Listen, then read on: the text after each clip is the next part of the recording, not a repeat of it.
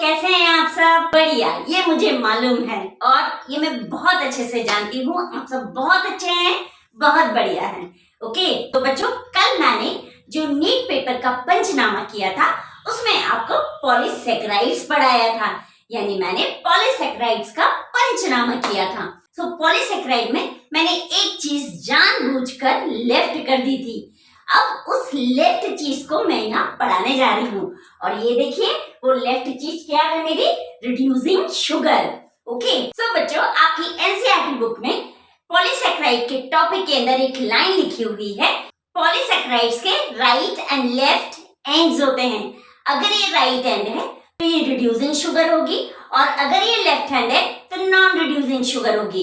Reducing होगी यानी ये क्या करेगी बच्चों, क्यूप्रिक आयन को कन्वर्ट करेगी क्यूप्रस स्टेट में। ओके, सो सबसे पहले हम इन रिड्यूसिंग शुगर को जान लेते हैं, उसके बाद मैं इनका आपको कनेक्शन बताऊंगी, why the reducing sugars are very much important in the polysaccharides. Okay, so बच्चों यहाँ मैं एक चीज बोलना चाहूंगी, स्टे ट्यून्ड विद कान्हा जुबाड क्लासेस। नीट पेपर का पंचनामा 360 मार्क्स जरूर ले आना।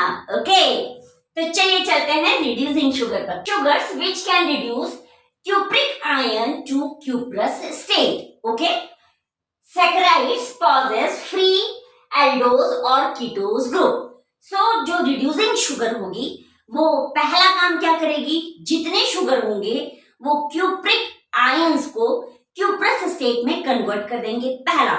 दूसरा, इसमें जो एल्डोज और कीटोज ग्रुप होंगे वो फ्री स्टेट में होंगे। ओके, देन एग्जाम्पल क्या है बच्चों इसका, ऑल मोनोसैकराइड्स। तो बच्चों जरा मोनोसैकराइड्स की डेफिनेशन तो बताना जल्दी से मुझे।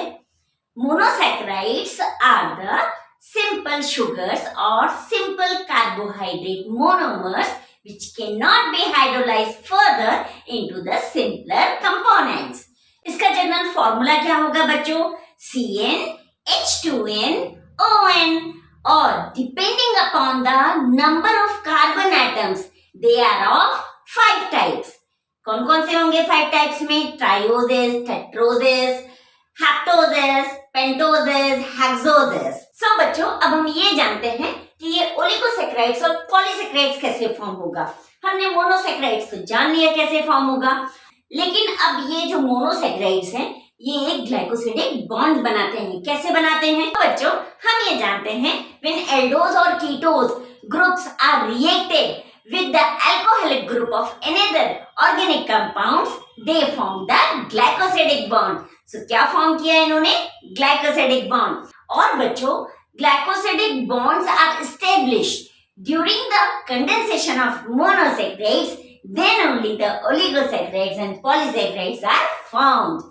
Okay, तो यानी जब मोनोसैकराइड्स का कंडेंसेशन होगा तो ग्लाइकोसिडिक बॉन्ड फॉर्म करेंगे, यही ग्लाइकोसिडिक बॉन्ड पॉलीसैकराइड्स बनाते हैं। ओके, तो बच्चों इस मोनोसैकराइड के बिलो का जो पार्ट है उसको पढ़ने से पहले हम थोड़ा सा पॉलीसैकराइड्स पढ़ लेते हैं, then only it is very much easy to understand about the reducing sugar. Okay, so monosaccharides मैंने यहाँ लिखा है और इसकी डेफिनेशन भी थोड़ी देर पहले मैंने आपको बताई। ओके, सो मोनोसैकराइड्स बेसिकली ओलिगोसैकराइड्स और पॉलीसैकराइड्स बनाएगा।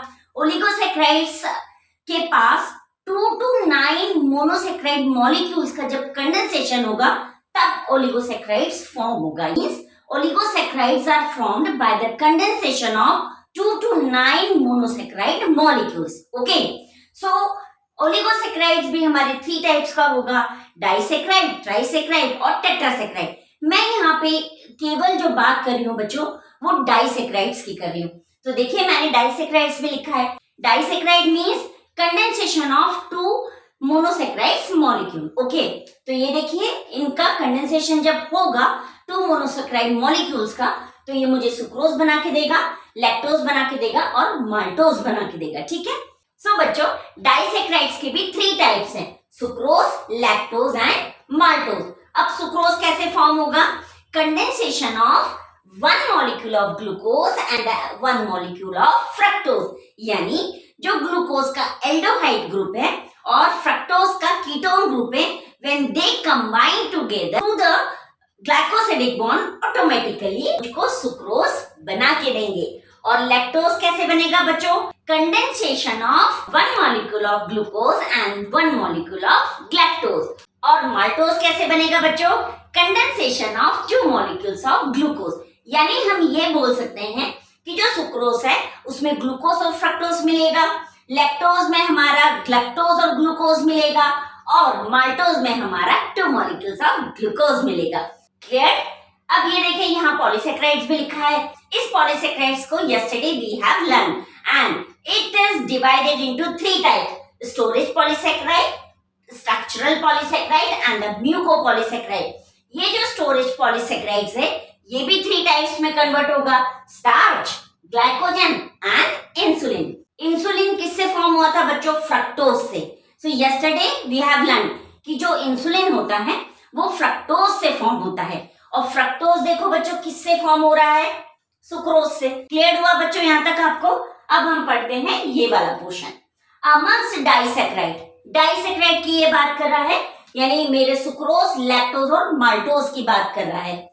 इनके अंदर जो सुक्रोज है यानी ग्लूकोज एंड फ्रक्टोज, फ्रक्टोज है यानी insulin. Clear?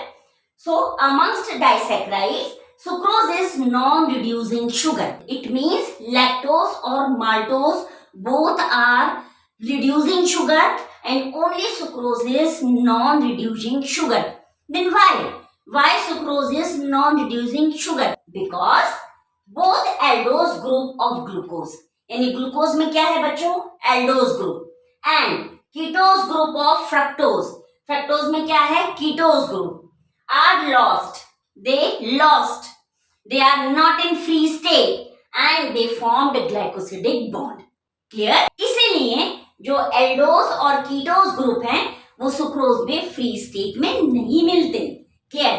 That's why sucrose is non reducing sugar, lactose and maltose are reducing sugar. Clear हुआ बिल्कुल अच्छे से? अगर ये रिड्यूसिंग शुगर है तो क्या करेगी बच्चों? क्यूप्रिक आयन को क्यूप्रस स्टेट में कन्वर्ट करेगी। और बच्चों इस सैकराइड्स के जो एल्डोज और कीटोन ग्रुप हैं वो फ्रीली मूव करेंगे। क्लियर? तो अब बच्चों ये जो रिड्यूसिंग शुगर है ये एक बहुत इंपॉर्टेंट काम करती है। क्या करती है ये इंपॉर्टेंट काम? ये बेसिकली डिटेक्ट करती है ग्लूकोज को इन यूरिन में। अगर यूरिन में ग्लूकोज और कीटोज दोनों चीजें फास्टली मूव हो रहे हैं या पास आउट हो रहे हैं तो उस व्यक्ति को डायबिटीज इंडिकेट हो सकती है। ओके, अभी डिटेक्ट कैसे करेंगे हम लेबोरेटरी में? हमने अपने लैब में 12th क्लास के बच्चे और 11th क्लास के बच्चे इस चीज को बहुत जानते हैं। लैब में फैलिंग्स टेस्ट और बेंडिक्स टेस्ट होता है। लगाया है आपने फैलिंग्स टेस्ट और बेंडिक टेस्ट? ये दोनों के दोनों टेस्ट हमारे जो यूरिन से ग्लूकोज की कंडीशन को बताते हैं कि इस पर्सन को डायबिटीज है कि नहीं है। ओके, सो क्या होता है इन दोनों सॉल्यूशन में? Blue colour alkaline copper sulphate होता है यानी क्यूप्रिक आयन होता है। ठीक है, क्या होता है? फिर से बोल रही हूँ, इन दोनों टेस्ट में, कौन से दोनों टेस्ट में बच्चों?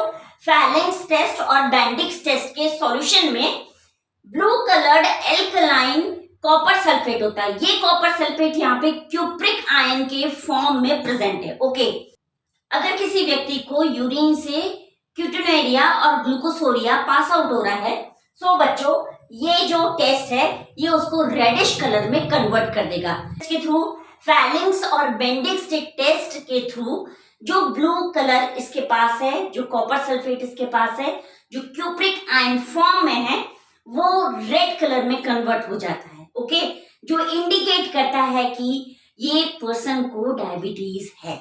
ओके, सो देखिए, reducing sugar changes insoluble red cuprous oxide. Clear बच्चों? हम रिड्यूसिंग और नॉन रिड्यूसिंग में डिफरेंस कैसे पता कर सकते हैं? अगर ये रिड्यूसिंग है तो ये क्या करेगी? रिड्यूस हो जाएगी। क्या रिड्यूस होगा? फैलिंग सॉल्यूशन और बैंडिक सॉल्यूशन का cupric ion into cuprous oxide में। ओके, बट अगर ये नॉन रिड्यूसिंग शुगर है तो ये क्यूप्रिक आयन को क्यूप्रस स्टेट में कन्वर्ट नहीं करेगी। Clear this? सो आपको समझ आया ये सारी चीजें? अब अपन इंसुलिन पे आते हैं। कल हमने पढ़ा था कि इंसुलिन जो है वो फ्रक्टोज का बना है और कल मैंने आपको ये भी बोला था इसीलिए जो इंसुलिन है वो हमारी बॉडी में मेटाबोलाइज्ड नहीं होता, क्यों नहीं होता? क्योंकि वो किडनी फिल्टर्ड यानी ग्लोमेरुलस एपरेटस में जो फिल्ट्रेशन होता है उसको टेस्ट करने में हमारी हेल्प करता है। Why? Because they are detecting the diabetes and the non diabetes. Clear? So बच्चों, इसीलिए एनसीईआरटी बुक में आपके लिखा है कि insulin is formed by the polymers of fructose. Okay, and अगर ये फ्रक्टोज है यानी ये नॉन रिड्यूसिंग है। और बच्चों दूसरा, पॉलीसेक्राइड में राइट एंड लेफ्ट एंड है। अगर पॉलीसेक्राइड का राइट एंड है तो ये रिड्यूसिंग शुगर है, और पॉलीसेक्राइड का लेफ्ट एंड है तो ये नॉन रिड्यूसिंग शुगर है। तो याद रखिएगा, आर से आर यानी पॉलीसेक्राइड का राइट हैंड आर आर ये क्या है? Reducing sugar. और पॉलीसेक्राइड का लेफ्ट हैंड ये क्या है? Non reducing sugar. Okay, so बच्चों कैसा लगा आपको इस रिड्यूसिंग शुगर का एक्सप्लेनेशन? क्लियर? रिड्यूसिंग शुगर है यानी पॉलीसेक्राइड्स में इसका इंपॉर्टेंस बहुत है।